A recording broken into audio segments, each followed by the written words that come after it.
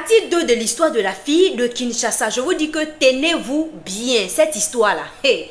La fille a écouté les conseils de sa grande sœur. Elle est repartie à l'hôtel pour voir faire les choses avec le monsieur. Elle arrive là-bas, elle fait les choses au monsieur, rien. Le monsieur ne réagit pas, rien ne se lève. Hey, monsieur, c'est comment? Est-ce qu'on peut au moins essayer de faire quelque chose? Le monsieur dit non, attends après le mariage. Parce que moi, je te respecte un peu trop. Attendons après le mariage, on va faire les choses. Ce que tu veux faire maintenant, là, je sais, je veux bien faire aussi, mais attendons après le mariage. Je suis venue pour 1 mois. Je vais te marier officiellement et après ça, on va faire les choses. Je vais repartir en Bengue, je vais faire tes papiers et tu vas me rejoindre. La fille dit ok, fallait me dire ça depuis le début. Moi, je pensais qu'il y avait quelque chose alors que rien. Le monsieur dit non, hein, moi je fonctionne bien même, pile. Elle dit ok. Elle est repartie le lendemain à la maison. Sa grande soeur lui demande, est-ce que tu as essayé ce que je t'ai demandé de faire là? Est-ce que tu as fait? Elle dit à la grande soeur, le monsieur dit d'attendre après le mariage parce qu'il me respecte un peu trop. Sa grande soeur dit, ok, si ça te va, qui suis-je pour venir t'imposer quelque chose? C'est ta vie, alors vas-y. Donc ils sont restés dans ça jusqu'à le temps passait et le monsieur est parti déposer la dot chez les parents de la fille. Ils ont déposé la dot le matin, le soir ils ont fait la fête, ils ont bien moulé, ils se sont bien amusés. Et le premier jour quand le monsieur est arrivé là, l'hôtel où il a dormi là, c'est pas là-bas qu'ils ont dormi. Quand ils ont fini de faire la dot, c'est pas là-bas qu'ils ont dormi, ils ont changé d'hôtel. Ils sont allés dans un hôtel qui est encore plus loin de la maison de la fille. Donc ils ont fini aux environs de 1h, 2h du matin là. Ils ont pris voiture encore. Ils sont partis dans l'hôtel là-bas qui est loin. Aux environs de 3h, 4h comme ça qu'ils sont arrivés dans l'hôtel. Ils arrivent là-bas où le monsieur commence à dormir. Oh, mais ça c'est quoi ça? Monsieur, tu as dit qu'après le mariage, il va se passer des choses. La dot là, c'est aussi le mariage. Mais qu'est-ce qui ne va pas? Le monsieur n'a pas réagi. Le monsieur a commencé à dormir. Elle ne pouvait pas dormir. Elle a même veillé. Parce que ce qui s'est passé là, elle, ça ne l'arrangeait pas. Le monsieur s'est réveillé le matin, le monsieur lui demande, mais pourquoi tu n'as pas dormi? Elle dit, ah, mais tu m'avais dit que les choses allaient se passer. Et comment moi je peux être satisfaite comme ça? Le monsieur dit, non, tu sais, Kinshasa est trop stressant. Kinshasa là, c'est trop stressant. Et puis je suis trop fatiguée. Toi, tu as remarqué que ces temps-ci là, on fait trop de courses, on sort un peu trop, et puis on a fait la fête. Donc là, je ne pouvais rien faire. La fille dit, tu as raison. Kinshasa est stressant et on a fait beaucoup de courses, les fêtes. Je suis d'accord avec toi. Donc on va faire quelque chose. De cette maison-là, on ne va pas sortir. De cette maison, on ne va pas sortir, on ne va rien faire. Tu as besoin de quelque chose, tu me dis. Je vais commander, ils vont nous livrer ça. Le monsieur dit, ok ma reine, tes désirs sont des ordres. Ils sont restés là jusqu'à 15h, 16h. Le monsieur dit, non, je vais partir au supermarché. Je vais aller au supermarché pour acheter quelque chose. Elle dit, mais attends, tu vas acheter quelque chose au supermarché? Dis-moi, ils vont nous livrer. Le monsieur dit, non, je te dis que je veux aller au supermarché. Elle dit, ok.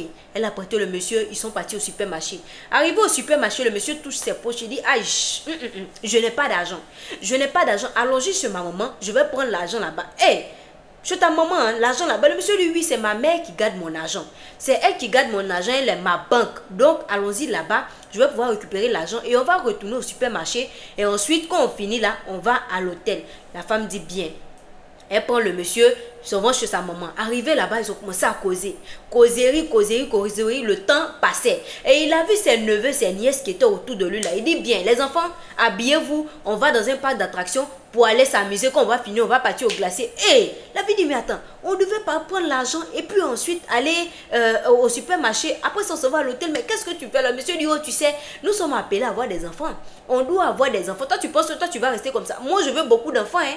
Je veux beaucoup d'enfants. Donc, habituons-nous en même temps aux enfants. Habituons-nous aux enfants. Il faut apprendre à aimer les enfants parce qu'on va faire beaucoup d'enfants. Pour ne pas qu'on dise que la fille là-haut, avant-hier, ils ont fait sa dot. Elle veut déjà prendre notre fils là. La fille a fermé sa bouche comme ça. Elle a regardé comme ça. Ils ont pris les enfants.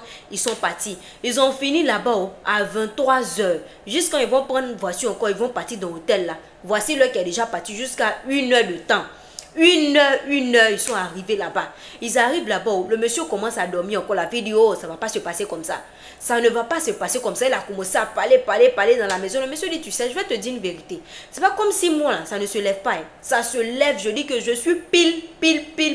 Même les enfants de 18 ans que tu vois là, moi, je suis pile que ces enfants-là. Je me lève, c'est midi 14. C'est juste que quand j'ai eu mon bafou, en bengue là-bas, là, et ils m'ont mis le truc dans le dos comme ça, pouf, ça a touché ma colonne vertébrale. Lors de l'examen, lors de l'opération, quand ils ont retiré là, ça fait que l'eau de mon papitou là a séché. L'eau du papitou là a séché. Quand ils ont enlevé, c'est qu'ils ont mis dans son dos là, qui a touché sa colonne vertébrale, ça fait que son papitou a séché, l'eau de son papitou a séché. Donc, il ne peut rien faire, c'est pour ça. Sinon, lui, il est pile. Ah, donc la fille dit, comment on va faire ça? Le monsieur dit, c'est pas un problème. Quand ils ont fait l'examen là, ils ont prélevé un peu de l'eau là, ils ont gardé ça en bengue et ils m'ont donné un peu pour que je puisse mettre dans mon sac parce qu'on ne sait jamais. Ma future femme là, on doit faire une insémination. On doit mettre l'eau là dans son corps. Donc j'ai petit truc ici, j'ai l'eau là, j'ai un peu ici et aussi il y a un peu en bengue là-bas. Si tu es d'accord, je vais mettre ça dans ton corps et puis tu seras grosse. La fille dit vraiment tu peux faire ça? Il dit oui, on peut faire. Je te dis que c'est sans risque, on peut faire ça tranquillement. La fille dit ok, donc on va faire. Donc ils sont restés dans ça jusqu'à ils ont fait le mariage civil. Et avant de faire le mariage civil, le monsieur avait présenté des témoins à la fille, soit disant que ce sont leurs futurs témoins qui sont les plus leurs parrains de mariage.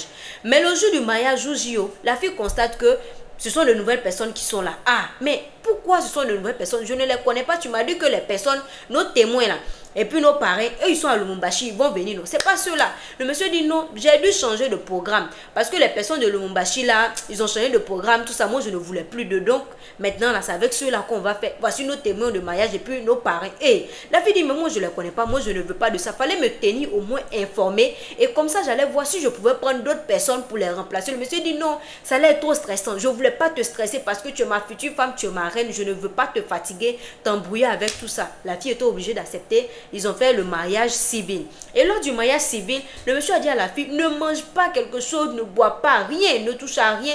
Il faut rester comme ça jusqu'à ce qu'on finisse. Oh, la grande soeur de la fille dit quoi? Moi, ma soeur, le jour de son mariage, elle ne veut pas boire. Oh, ma soeur, il faut boire. Elle a pris, elle a commencé à boire tout coup lors du mariage. Quand ils ont fini, ils ont pris leur route, ils sont partis à l'hôtel. Ils sont arrivés à l'hôtel là-bas. La fille, tellement elle était dans ses vapes.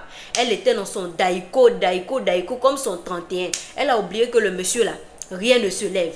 Elle a commencé à faire les choses au monsieur. Et elle a constaté que rien ne se lève. La fille a commencé à pleurer. Oh, je suis dans quoi? Oh, je suis venue me mettre dans quoi? Oh, je suis dans quoi? Oh, je n'ai que 18 ans. Oh, je veux des enfants. Oh, moi, ma vie est finie. Oh. Le monsieur dit, mais pourquoi tu pleures?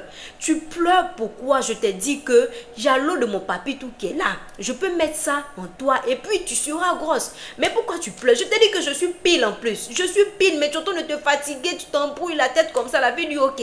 Donc, faisons. Le monsieur a pris son sac. Il a enlevé l'eau de papitou qui dit qu'il a là. Il a pris avec une seringue et puis il a pris un tuyau comme ça, comme les tuyaux de perfusion là. De perfusion, il a pris ça et puis il est parti dans la douche. Il dit, attends-moi ici, je m'en vais dans la douche. Je vais tirer l'eau de mon papitou là. Et puis je vais mettre ça dans l'eau que je mangeais là. Et puis je vais mettre ça dans ton corps. La fille dit, ok, j'attends. Le monsieur a pris tout, il est parti dans la douche. Il arrive là-bas, il tape 1h30 minutes. La fille dit, Coco, c'est comment? J'espère que tout va bien là-bas. Et tu m'as dit que tu partais tirer l'eau de ton papito. Depuis là, je n'entends plus de bruit même. Est-ce que ça va? Le monsieur dit, oui, ça va. Sois patiente, je vais revenir. Et elle a attendu 2 heures de temps, 2h10 minutes, 2h20 minutes, 2h30 minutes. Oh, elle n'entend pas bruit, elle tape encore, elle tape. Le monsieur dit, sois patiente, je te dis que je vais finir dans quelques temps. Le monsieur a fini, oh, il ouvre la porte. Il dit, ok, voici l'eau de mon papito que j'ai enlevé et donne-moi aussi l'eau qui est dans mon sac là. La fille lui donne, il a fait le mélange des deux et il dit ok, donc mets-toi bien et prends le coussin, mets ça sur ton bassin comme ça, positionne-toi bien, je vais mettre et puis ça va bien descendre en toi, tu seras grosse. La fille a fait tout ce que le monsieur lui a demandé de faire. Il a mis et c'est rentré. Le monsieur lui dit bien, tu seras grosse dans quelques temps. Il a fait ça le matin, le soir et le lendemain matin. Il a mis ça 3 fois en la fille. Il a mis ça 3 fois en elle. Quand ils ont fini là, le lendemain, il dit que dans 48 heures, je dois partir en Bengue. Je dois aller en Bengue dans 48 heures. Donc, je vais te laisser un peu de temps avec ta famille. Et puis après ça, tu vas aller chez mes parents. Mes parents qui étaient là le jour du mariage là. Tu vas déménager de chez tes parents. Tu vas aller rester avec mes parents. La fille dit, mais il faut prendre une petite maison pour moi. Je vais rester là-bas. Le monsieur dit, non, non. Tu es une femme mariée à présent. Tu ne peux pas rester chez tes parents. Va chez mes parents. Là-bas, là. Ils auront les yeux sur toi. Moi, je m'en vais en Bengue. Je vais tout préparer, faire tes papiers. Et puis, tu vas me retrouver là-bas. Et... Hey!